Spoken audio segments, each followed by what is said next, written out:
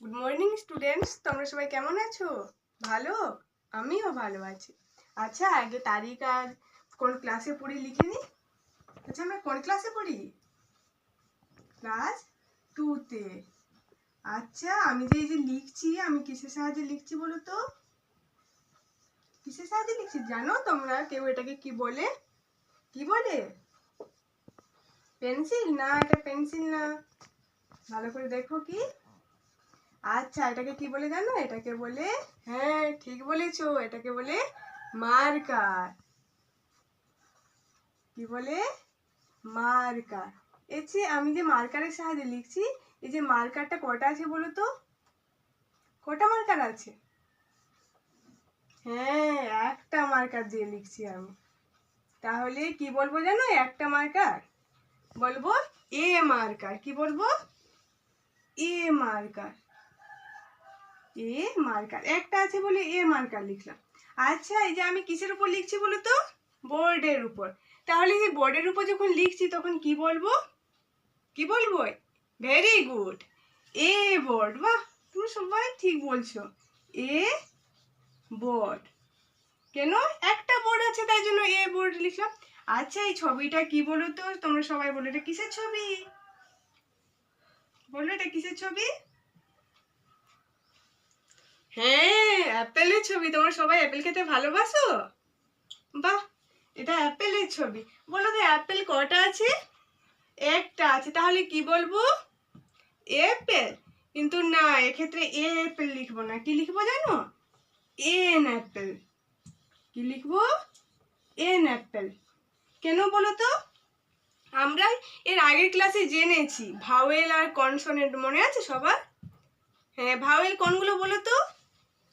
বলো সবাই। এ, তারপরে ই, আস্তে আস্তে বলো। I, O, U. আর কনসোনেন্ট আর বাকিগুলো বি, সি, এফ। ঠিক আছে? এই যে দেখো, এ, ই, আই, ও, ইউ, এগুলা কি কি? ভাওয়েল। আমরা যে ক্ষেত্রে ভাওয়েলের মতো উচ্চারণ হবে তার সামনে আমরা এন বসাবো। দেখো, অ্যাপেল উচ্চারণটা কি হচ্ছে? অ্যাপেল।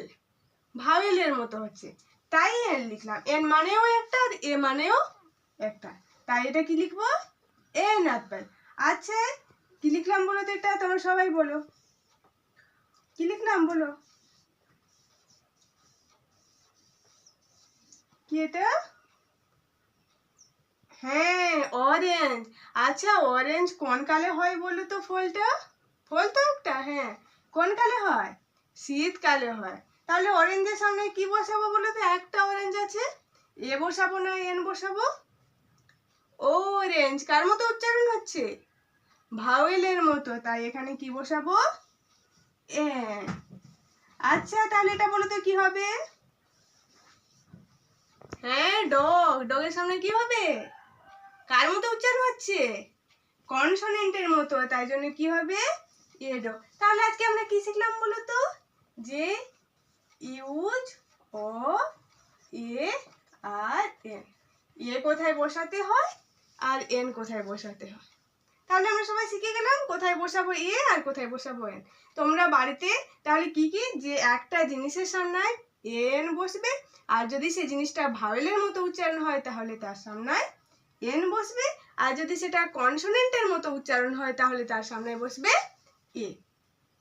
ঠিক আছে? তাহলে তোমরা বাড়িতে যা যা জিনিস দেখবে, একটা জিনিস তার সামনে কনসোনেন্ট হবে না ভাওয়েল হবে, সেটা বলবে, মনে মনে বলবে, আর কালকে আবার আলোচনা করব। ঠিক আছে?